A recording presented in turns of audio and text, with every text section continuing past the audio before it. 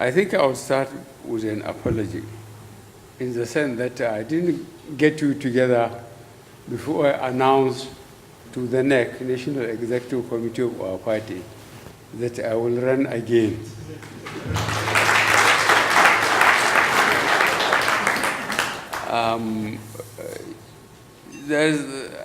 I will not fail to quote a certain Hausa saying that sa kai ya fi bauta ciwo. That means empowering self is more than celebrity. Nobody is paying you for what you have been doing. Nobody even collected you occasionally to say thank you. But it is because from the bottom of your heart, you voluntarily expose yourself to identifying with me through opposition to success. And after the success, I don't know how many of you people will say, okay, what the hell did you get out of it? You see, you can only get this satisfaction through voluntary and understandable way of believing in issues you do. You are only expecting your return from God, and you are looking for the future of the country, your children, your grandchildren. Sometimes I wonder, those who can afford to educate their children to go overseas and train, America, Europe, Asia, and so on, and they continue sabotaging the economy.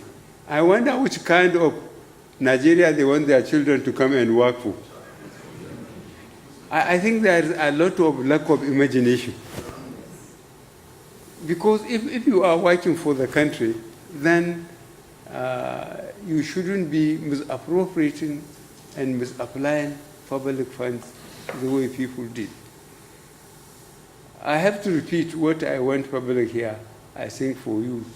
Some of you might not have heard it. Either there's no power in your place, or you don't even have the television. I don't know.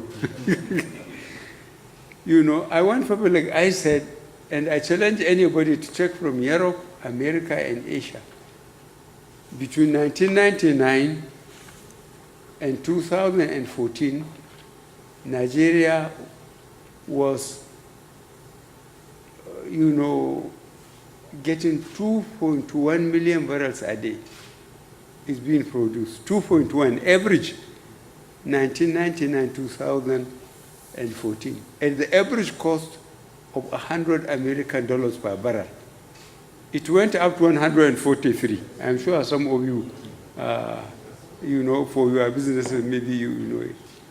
So Nigeria was earning 2.1 million times 100 times 16 years, 7 days a week.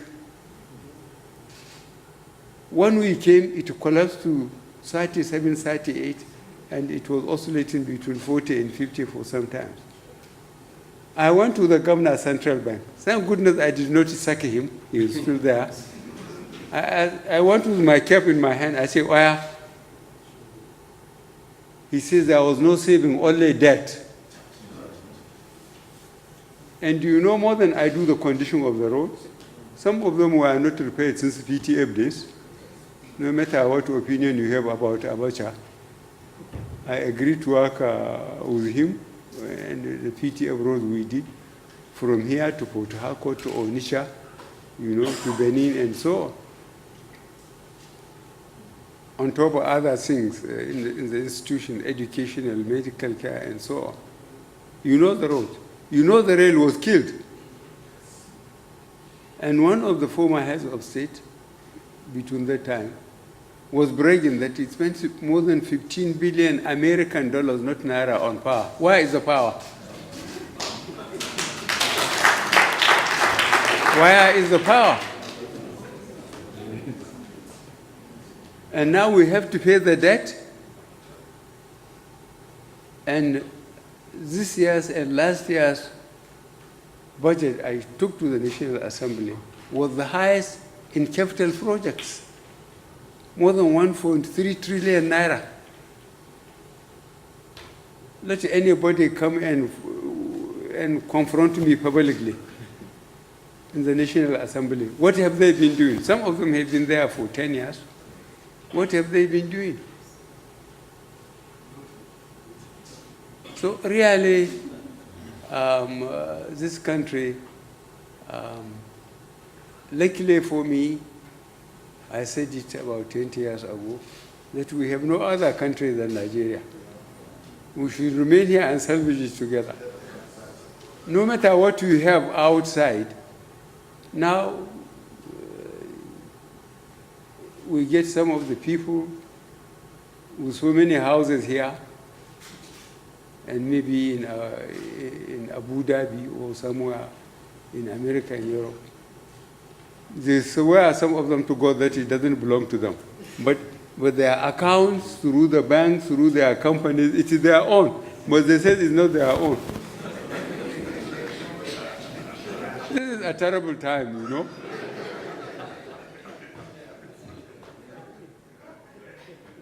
It's a terrible time. And the people are saying, what are we doing? Why can't we lock them up? And again, I went on by telling them, I said, when I was in uniform, younger and rather ruthless, I got from the president down, I locked them in Kirikiri. I said, you are guilty unless you can prove yourself innocent.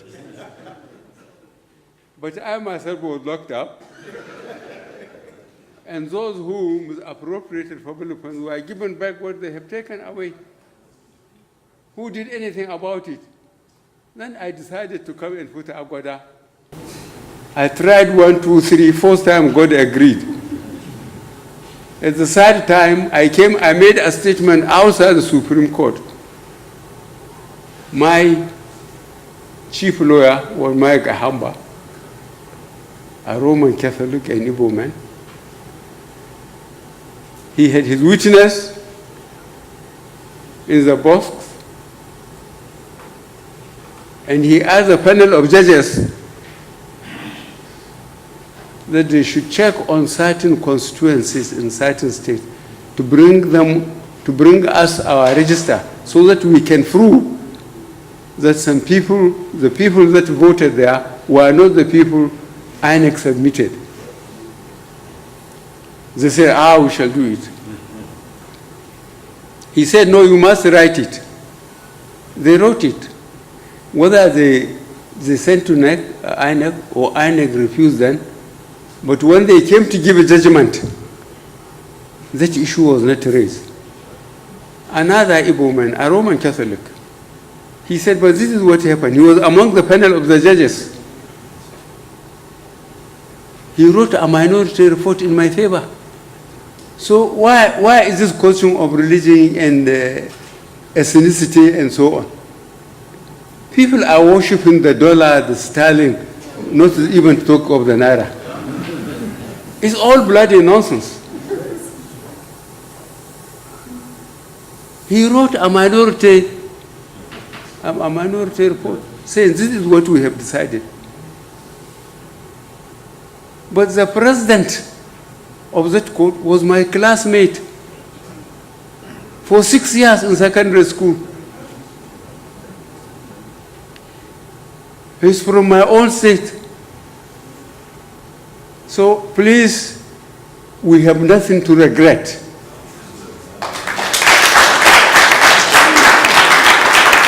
Absolutely nothing.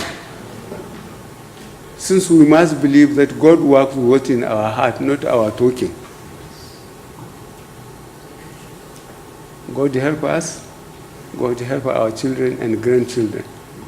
We will try as much as we can, to work and bring this country to its senses. God has given Nigeria everything.